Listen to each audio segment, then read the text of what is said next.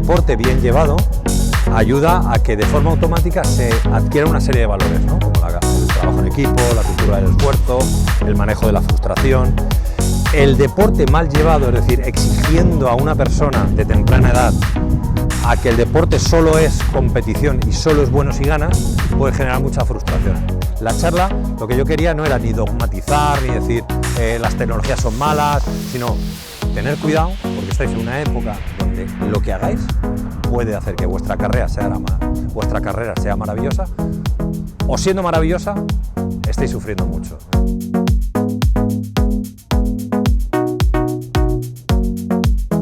La tecnología bien usada, maravillosa, porque puede potenciar una marca personal de estos jugadores, de estos chicos muy potente, que les puede abrir las puertas si no triunfan en el fútbol, ¿no? Que si no se ganan la vida con el fútbol.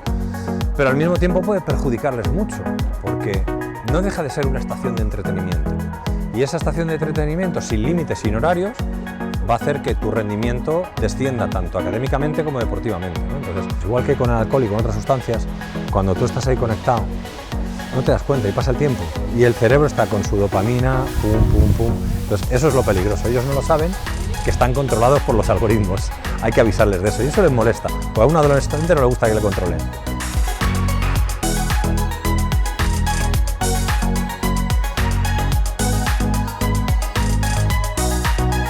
La figura, lo hablábamos hoy en la charla, la figura del mentor, del coach, una persona que tiene experiencia y te acompaña en esos momentos y te deja que veas un vídeo de un supercrack, te deja que leas una noticia de un supercrack, pero te asesora sobre eso, para que la lectura que tú sacas de eso que estás viendo no te perjudique.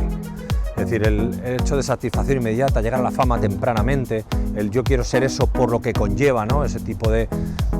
Vamos a frivolizar mucho, ¿no? Fiestas, chicas, coches caros, ¿no? A lo mejor es una persona que necesita, por su inseguridad, visualizar eso, ¿no? Pero que tenga ese asesoramiento. Entonces yo veo que los deportistas profesionales, muchos no tienen asesores, con lo cual meten la pata y hacen estas cosas, pero la persona que lo está viendo, el jugador que lo está viendo, tiene que tener al lado ese asesor, ese guía, que le diga, mira, esto sí y esto no.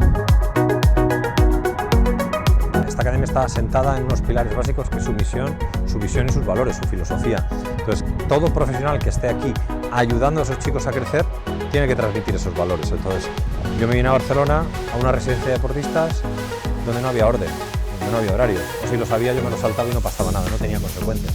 Sin embargo, lo que he visto aquí es que sí que están asesorados, pongo esto como los límites, ¿no? Como las boleras, ¿no?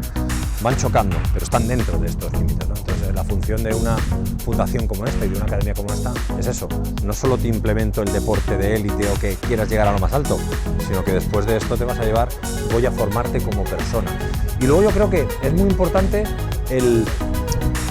la presión, la gestión emocional, la gestión del fallo, diariamente. Que no es un partido y al cabo de 2 años venimos, no, que mañana volvemos a jugar. Mañana eres portero, te tienes que poner en la portería y ayer te metieron 5 goles. Pues eso es tan potente que mucha gente fuera del deporte no lo puede vivir, porque se ahogan en un vaso de agua, porque no tienen estas herramientas, que al final tú no te das cuenta, porque lo vas aprendiendo de forma automática. Tienes derecho a equivocarte, pero obligación de aprender.